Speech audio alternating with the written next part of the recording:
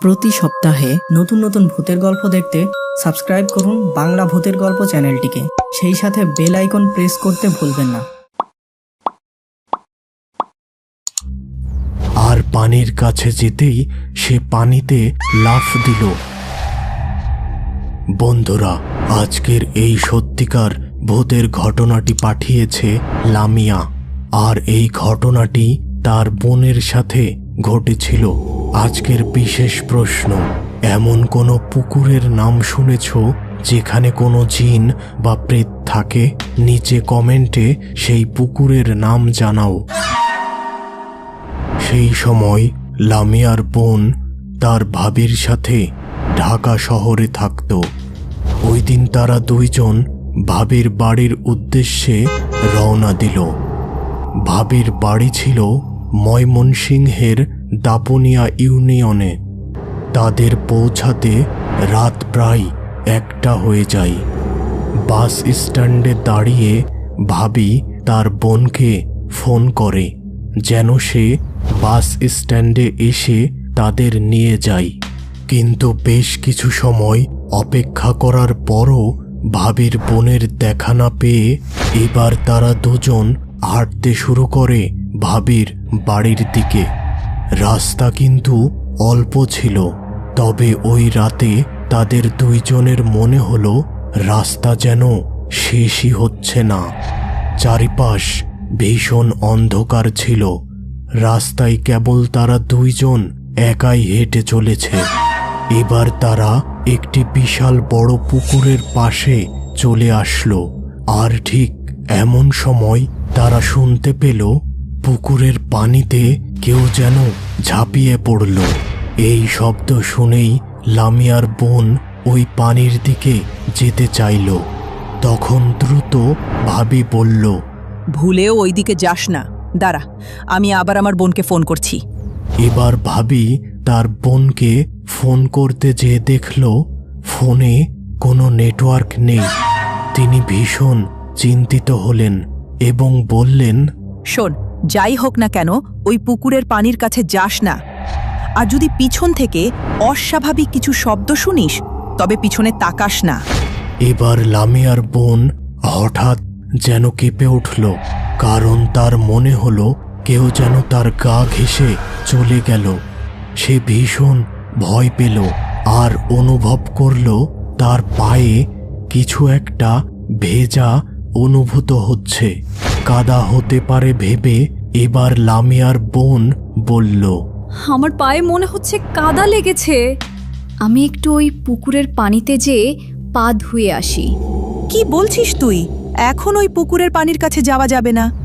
ভাবি অনেক চেষ্টা করেও লামিয়ার বোনকে আটকাতে পারল না।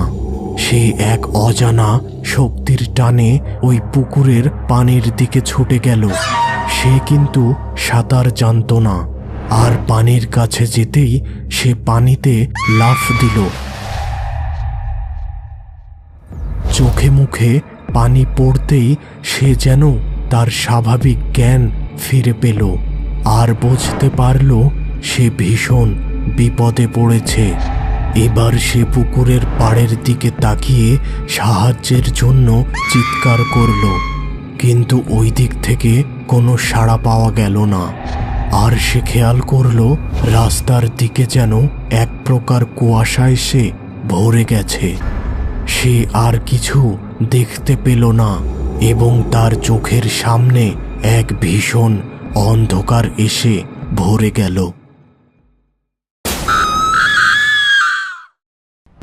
চোখ খুলতেই লামিয়ার বোন নিজেকে একটি বিছানায় আবিষ্কার করল। সামনে সে তার ভাবি ও ভাবির বাবাকে দেখতে পেল। গত রাতের কথা মনে হতেই তার শরীর বেয়ে এক ঠান্ডা স্রোত বয়ে গেল। এবার তার ভাবি তাকে গত রাতের কথা জানালো। সে পানিতে পড়ে যাওয়ার পর ভাবির বাবা ও বোন এসে তাকে অনেক কষ্টে পানি থেকে টেনে তুলে তার জীবন বাঁচায়। এই রাতে তোমার ওই পুকুরে যাওয়া উচিত হয়নি। এখানকার মানুষেরা সকলে জানে ওই ভুতুরে পুকুরটি সম্পর্কে। অনেক বছর আগে একটি মহিলা ওই পুকুরে ডুবে মারা যায়। আর এরপর থেকেই ওই পুকুরে নানা প্রকার অস্বাভাবিক ঘটনা ঘটে। পরদিন সকালে লামিয়ার বোন তার ভাবিদের বাড়ির ছাদে দাঁড়িয়েছিল এবং তার সঙ্গে ঘটে যাওয়া ঘটনাগুলো নিয়ে ভাবছিল। এই সময় হঠাৎ আকাশে ঘন কালো মেঘ জমে পুরো আকাশটা অন্ধকার হয়ে গেল। এবার তার ভাবি তাকে ডাক দিল। লামিয়া! সে সেই ডাক শুনতে পেল, কিন্তু তার পা ওই স্থান থেকে নড়াতে পারল না। তার পা দুটো যেন ফ্লোরের সঙ্গে শক্ত হয়ে আটকে আছে। আর তখনই সে দেখল একটি কালো বিড়াল বসে আছে।